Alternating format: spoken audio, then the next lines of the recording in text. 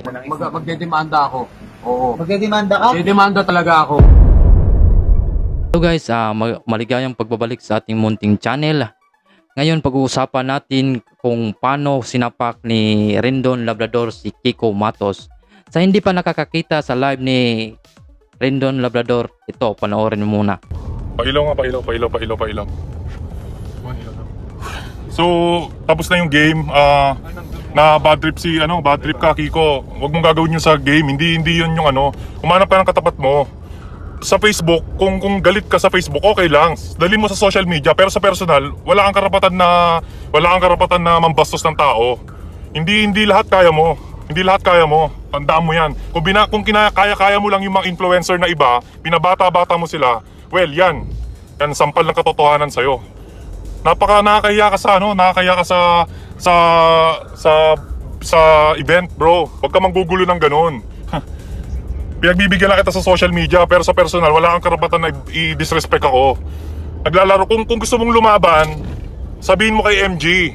Hindi mo yung dadaanin mo kasi sindak. Hindi mo ko kayang sindakin. Sa social media, pinagbibigyan lang kita, pero sa personal, hindi mo ko pwedeng sabihan ng ganyan, bro. Bastos na yun, bro. Pipiliin mo yung kaya sa event, okay naman yung event, okay naman yung management. Si MG, okay naman. MG, tignan mo yan si Kiko, sira ulo yan, masisira ka dyan. Sisira mo yung Alam mo maraming tao sa event, napaka-bastos mo, napaka-professional mo. Hindi kita pinapansin, pinagbibigyan lang kita. Pero yung ginagawa mo, pambabastos na yan. Kung gusto mo magdemanda ka. So ayun na guys, nakita nyo na ang live ni Rendon Labrador. So ano nga ba ang rason kung bakit niya sinapak? Ano sa tingin nyo guys ang rason kung bakit niya sinapak si Kiko Matos? Sa tingin ko ang rason po, tatlo. Una, binastos niya habang nagsasalita si Rendon Labrador. Kalawa, tinawag niya itong bobo. Ikatlo, is pinapakita ni Kiko na talo talaga si Rendon Labrador at nireview pa niya yung video at yun na nga, sinabihan siyang bobo. Ito, panoorin nyo. Oh shit! Sagot ka ate! Pare, delikado to ah! Pare, Hello. Una sa lahat, gusto ko magpasalamat sa Sabong International, sa Battle of the YouTubers, and syempre sa promoter natin, kay Boss MG. Salamat! Sa lahat na nanonood ng live, sa lahat ng YouTubers, Yamado ka bro. sa buong Pilipinas, manood kayo ngayong gabi. Tatapusin ko yung karir ni Jonah. We are not here to participate. We are here to dominate. Oh! Sa akin, di ka magpapasalamat.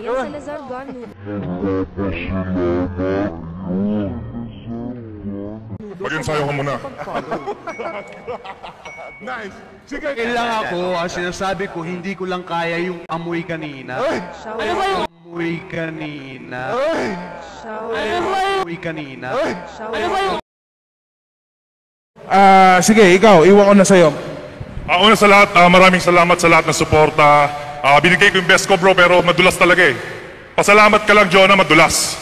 Pasalamat ka talaga, madulas. So anyway, maraming salamat sa suporta sa Sabong International, tsaka sa Battle of YouTubers, kay Boss MG, tsaka sa lahat ng tumalpak. Maraming salamat po sa suporta ninyo. Yun lang, I gave my best, pero good game. Yes. Congrats pa rin, tol. Rendon! Nakita ko na yung account mo, Ito, bobo ka. Gusto ko magpasalamat sa sponsors ko na sa coffee.